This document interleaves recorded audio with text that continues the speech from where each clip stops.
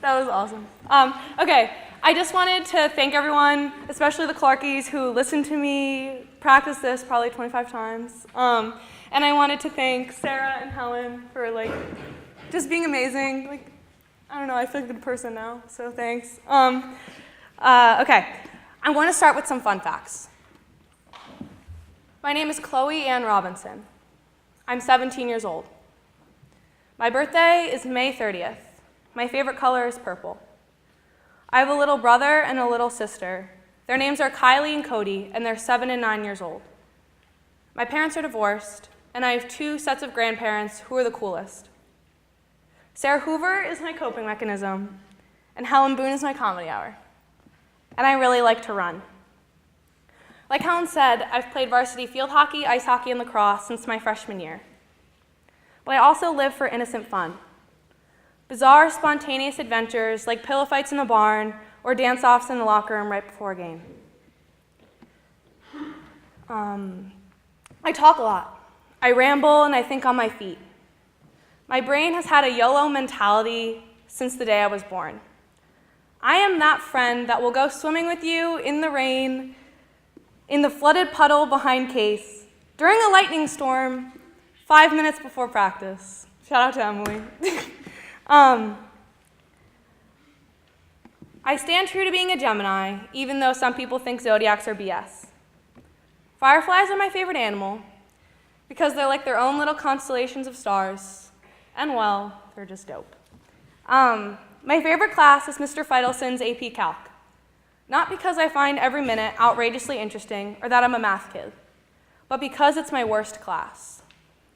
Super fun fact, I wrote this chapel talk in the margins of my books during class. If you ever want to know some of my secrets, or you're curious to why I'm frantically scribbling in my notebook when Mr. Clisby is just trying to explain chairness, then just open one of my notebooks and you'll find plenty. I swear, it took me more time finding all my notes than to write this darn thing. And I think that stands true to who I am. I get super excited about every small thing, and I want to express it to anyone I see, even if it's simply a notebook. My writing in the margins also shows how I'm this bizarre confluence of a perfectionist workaholic and a haphazard procrastinator. This leads to some late nights and even stranger working habits, to say the least. I'm from Pawling, New York, and my house is literally in the middle of the woods. I spent the summer of my sophomore year at this magical place called High Mountain Institute in Leadville, Colorado. It was amazing, and underclassmen, if you can, I really encourage you to go there. Because of the last 2 facts, Jaden and Nini call me Nature Girl. And I don't even have a comeback, because it's so undeniably true. And not even a single part of me is ashamed of it. Being a nature girl is one of my favorite parts of who I am. For the thing that makes me happiest cannot be bought, and that makes me incredibly lucky. Seriously though, if you drop me off in the middle of the woods or anywhere in the whole world, or maybe even outer space, with the proper equipment so I wouldn't die, I would probably love it and come back to you saying it was the most beautiful place ever, only until I go on my next adventure, just to fall in love all over again. For me, the color purple is the foundation of my core values in the same way respect is to Millbrook's. Everything comes as a result of it. The color purple is principally my favorite color because it's neither hot nor cold. Sometimes it's one, sometimes it's the other, and occasionally it's both.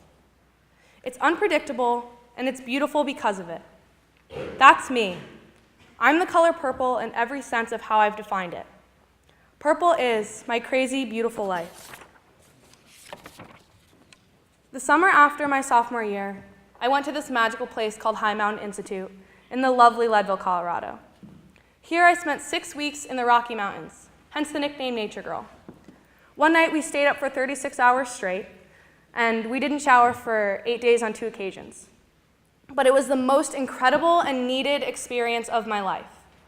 I saw beautiful people, places, and things, and I began, keyword began, to accept who I am and appreciate her.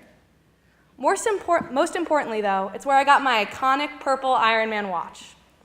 You've probably seen me wearing it at formal dinner, wearing a nice dress, like I am right now, or in class, or fighting with the ref at a field hockey game just to please let me keep it on. It won't hurt anybody.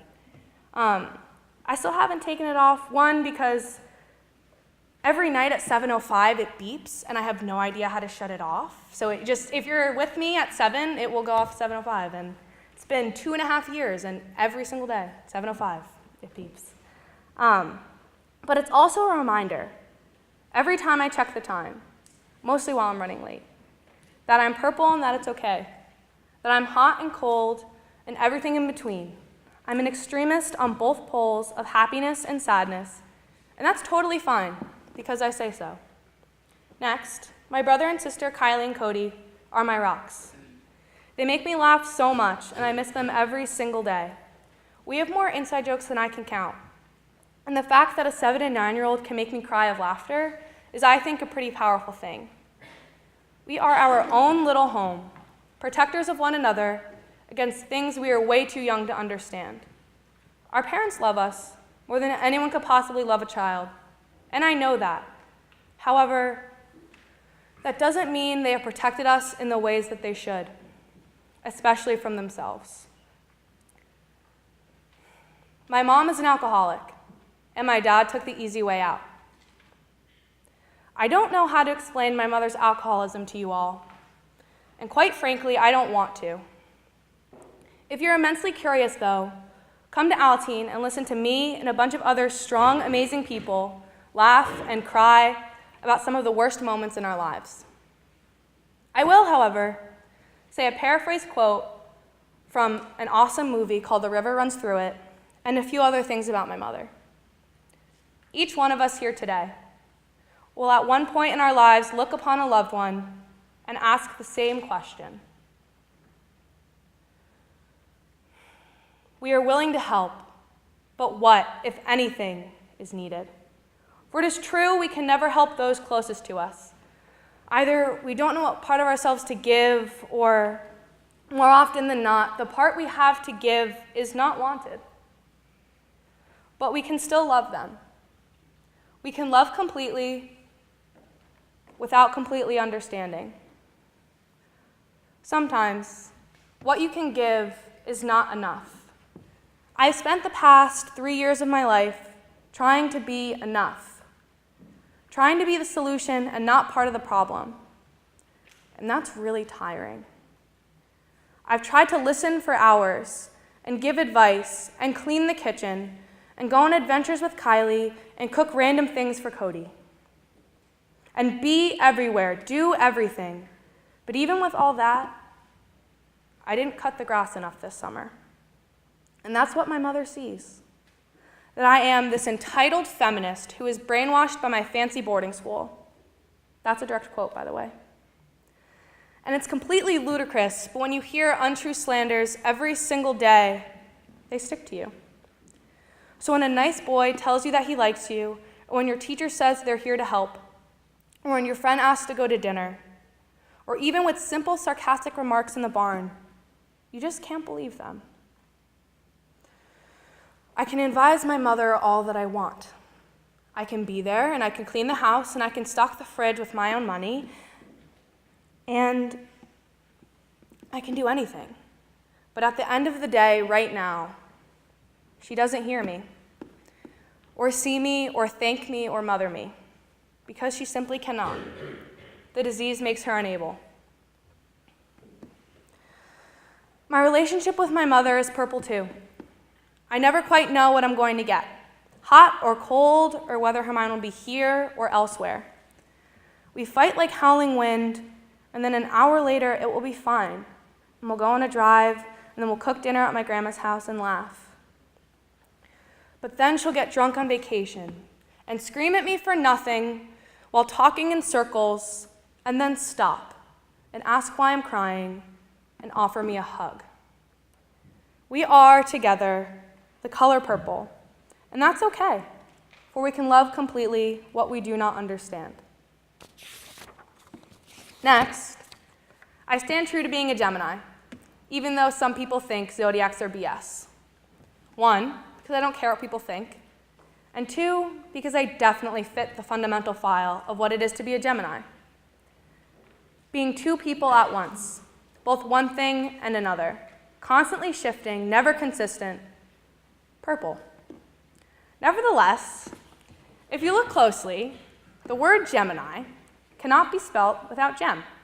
So I'm cool. Okay, that wasn't funny, like I know. So I'm cool with the inconsistencies it entails. I wrote that terrible joke at 2 in the morning. Okay, so I wrote that joke at 2 in the morning before I started my homework in the Clark common room, and I thought it was comedic gold. And I sat there for 5 minutes laughing in the common room alone with the Clark ghost. She's there, like I swear, she takes my things. Took my key card, whole story, don't ask me about it. Next, Mr. Feidelson's class is my favorite class. Not because it's my best class, but because it's my worst. It being my worst leads me to getting just a little bit better every day, because I put my full effort into it, like Helen said. I don't just hear things and remember, I actually learn. That was a paraphrased Mr. Feidelson quote, by the way. And the manner to which I use it is extremely corny, and I know that. But I don't think it's an entirely dorky thing to say. I just really love learning, and I hope I never stop. On a tangent, I wrote about that in a margin once, that I think once you stop learning, being curious, caring enough to get better, is when your soul perishes, whether it's for an instant or the rest of your life. Off the tangent, I want to say something really important about learning. It starts with this. I failed the first quiz of Mr. Feidelson's class. Like, I really failed it. We're talking 11 out of 20 level of failure. And I was really mad. I almost dropped the class, and I think I cried a little bit, but it was fine. But that quiz, that one D block, did not define me as a learner. I had a terrible day. I slept for very few minutes the night before.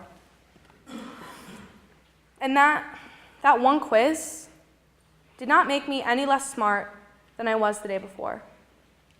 There's always so much more context than the grade, as Mr. Skoglund tells me every time I go into his office crying. And it's okay if eds don't always meet. Now, and hopefully Mr. Feidelson can attest to this, I'm actually not the most horrible AP Calculus student to ever be. And that's because of hard work. Because of the color purple, struggling to be where my feet are, struggling to be here when my brother and sister are there, being a Gemini, loving my hardest class, my life contradicts itself. I reside in this purgatory for the living, a limbo, if you will, of neither being here nor there, being pulled into so many different directions that I'm nowhere fully. It's taken my whole high school experience to accept that, and to embrace the suck and anxiety of inconsistency. High school has been a long journey, with no clear destination, and perhaps that's what life is. Experiences that lead you to no place other than wisdom. In my senior year thus far, I've seen that my life contradicts itself in 2 key ways. The first, I am the happiest sad person you will ever meet. Here's a metaphor I use to describe my mental health and the lack thereof. When I was a kid, I really loved to paint. I would use every color, and it would get all over myself. But I made sure I always used every single color so no one felt left out. I would use yellow and then clean the brush in a little cup of water, so then I could use the green, and then I'd clean that brush again so I could use the red, and so on and so on. After cleaning the brush the first few times, I could still see what colors I had used just by looking into the little cup of water. Then, eventually, after using them all, there would just be this foggy cloud of gray. For me, that's what depression is like. A confluence of too many emotions, too many colors. A mental overload of being pulled into too many directions and being demanded to feel too many things. So, my mind impedes me from feeling anything at all. And I'm in this state of nothing, this state of a colorless gray, for either an instant, a day, a month, or an entire sophomore year. Nonetheless, the majority of these emotions are happy. I choose optimism every day, and as one of my favorite poets wrote, I see heaven in a wildflower and the world in a grain of sand. I see beauty in every single thing, even the struggle. I love taking hard classes, and I love asking people questions, and I love small things like the moon, or when the sun sets and its departing colors contrast the tree silhouettes and the world feels like a painting. Or when I see lightning strike, or finishing a book, or laughing with my whole body. But there's bad emotions too, like the guilt of being here and my brother and sister being there, growing up in the chaos of our broken household, with a dad who's gone and a mom who drinks. And all of that is really hard. Being strong for other people is really hard. And your mind not being where your feet are, my mind not being where my feet are, is a terrible feeling. Yet, I've slowly started to accept this sadness as it demands to be felt. I let myself feel it the instance before it can turn into an entire sophomore year. Every day I'm trying, still trying, and sometimes I fail, like the one D block when I failed my math quiz. Until I've completely accepted the sadness, though, I'll persist on and on as the happiest sad person you will ever meet. The other main inconsistency is, if I were given complete freedom and nothing would cost me any dollars and all of my dreams were possible in this minute, I would still choose to be here at Millbrook in this chapel giving this talk right now. And I think that's why I'm so genuinely happy even with the sadness. Because in this now, I wish no other place and no other person. I want to be home, but I know I need to be here. My contentment with the now is not saying that everything in my life is perfect and sunshine and rainbows, because it's not. There's a lot of guilt for not being home, and there's a crashed car and a shaved golden retriever and unpredictable pain and chaos that I cannot ease. My contentment with this moment does not make me an underachiever, as I am by no means accepting the world as it is now. I am so empowered to make my life and the world the best it can possibly be in any way that I can. But right now, I really like being here. In the chapel, sitting on the throne, running as hard as I can at field hockey practice. Being called nature girl, loving how my opinions change in con law, and how Mackenzie Wilson always has an overdramatic story to tell me, and staying up too late with the Clark student leaders and paying the consequences in the morning. I guess my call to action here is to cherish it. Millbrook is not infinite. You will be a senior, and you will sit on the throne, and you'll wonder how you got there so fast. So, choose Millbrook. Yes, it's our admission slogan. But even when you're here, sitting in your least favorite class, choose Millbrook. Oh, there it is. Okay. Okay, so choose Millbrook, all that. I know we have check-in like 40 times a day. And I know we have a really rigid study hall, and sometimes you just want to sit on your bed. And time moves at a mile a minute in our little Millbrook bubble. And I know the faculty literally scream, "Make good choices!" across the quad, even when there's no dance that night. But what if make good choices isn't always synonymous to, please don't do drugs or anything stupid? What if making good choices is simply holding the door, or getting your homework done so you can sleep, or cheering on the field hockey team at their OT win? Yeah, that happened yesterday. I cried. It's fine, though. Or just being a friend to people who you're not in some random group chat with. I say, make the good choice. Choose to be here. Choose to make your least favorite class your favorite. Choose to be here even if you had unlimited freedom. Let yourself be young and let yourself learn all kinds of things. Talk to everyone and try and be everywhere you can without losing yourself in the process. To quote F. Scott Fitzgerald, and for what it's worth, it's never too late. Or in my case, it's never too early to be whoever you want to be. There's no time limit. Start whenever you want. You can change or stay the same. There are no rules to this thing. You can make the best of it or the worst of it, but I hope you make the best of it. I hope you see things that startle you, and I hope you meet people with a different point of view. I hope you live a life you're proud of, and if you're not, if you don't, I hope you have the courage to change it. The thing is, if you're not currently in the place you would choose if you had absolute freedom, then make it so. Think and act happiness into existence. Lastly, I want to tell you all that it's okay. It's okay if your life contradicts, and it's okay if it makes no sense. It's okay to not be one thing or the other.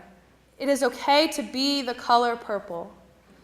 It is okay to reside in the world of metaphor. It is okay to let yourself feel things you'd rather not feel. It is okay to break the rules every once in a while. It's okay to chase infinity. It's okay to spend your life swimming upstream. You get stronger that way.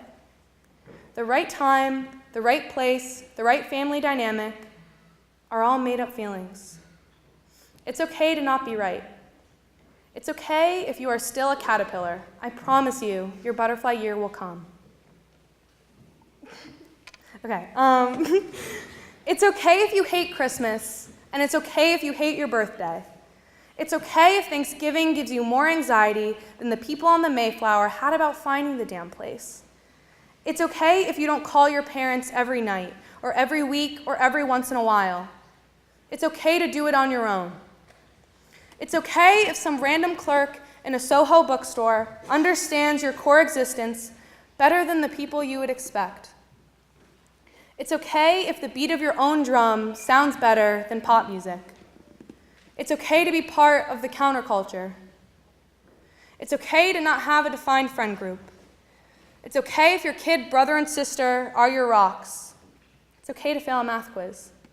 It's okay to ask for help. And it's okay to be sad and not know why. It's okay if your hair is crazy and curly. It's okay to forget your lines at play practice.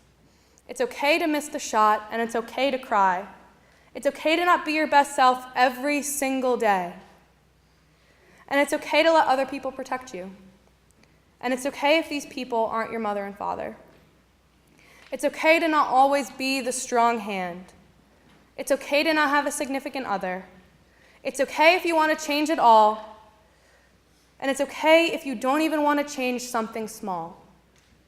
Everything is all okay. So love your crazy, beautiful, purple life. Thanks, and have a great formal dinner.